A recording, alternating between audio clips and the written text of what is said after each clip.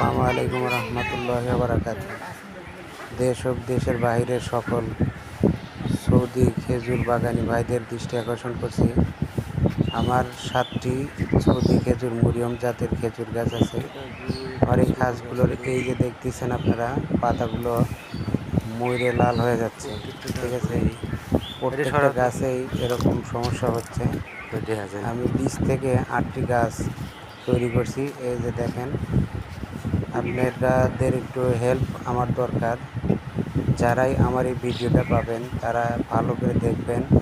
প্রত্যেকটা গাছেরই পাতা থেকে শুরু করে একদম পুরো ডালটা একদম মরে কালো হয়ে যাচ্ছে এবং পুরো গাছটা সুন্দর আছে, কিন্তু ডাল বেরোইতেছে প্রত্যেকটা গাছে। এই যে আরেকটা গাছ দেখতেছেন, এই যে দেখেন, প্রত্যেকটা গাছেই এরকম। এই যে প্রত্যেকটা ডাল উপরের মধ্যেগুলো ঠিক আছে, যেখানে ডাল বড় হয়ে যাইতেছে, একটু ঝুলে যেতেছে, এরকম কালো হয়ে যাইতেছে একটা প্রত্যেকটা গাছ। এই যে চাইরো সাইডের পাতাই এরকম কালো হয়ে যাইতেছে। কারণগুলো আমি বুঝতে পারতেছেন এটা কেন হয়। একবারে আঘাত থেকে মরে বিগত 5-6 মাস ধরে এরকম হচ্ছে। আমি কিছু বুঝে উঠতে পারতেছি না। কাজে আপনাদের কাছে আমি হেল্প চাচ্ছি। আপনাদের একটু হেল্পেরই আমার অনেক উপকার হবে।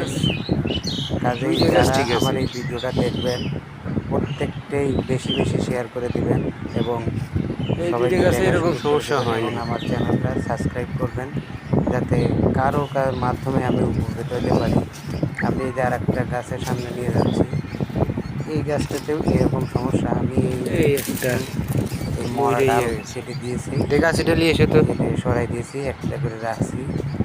এখন আমি বাকিটা কীভাবে এর দ্বারা আপনাদের মাধ্যমে আমি জানতে চাচ্ছি যে এই গাছগুলো এইরকম হওয়ার কারণ কি। এই যে ডাল এই সবগুলো মরে গেছে, এর কারণে আমি এই যে কেটে দিয়েছি, একটা রাখছি। এই ডালগুলো এরকম ঠিক আছে প্রত্যেকটা গাছে। এর একটা ছোটো গাছ, এটাও এরকম। কাজে আপনারা একটু আমাকে হেল্প করবেন, সহযোগিতা করবেন।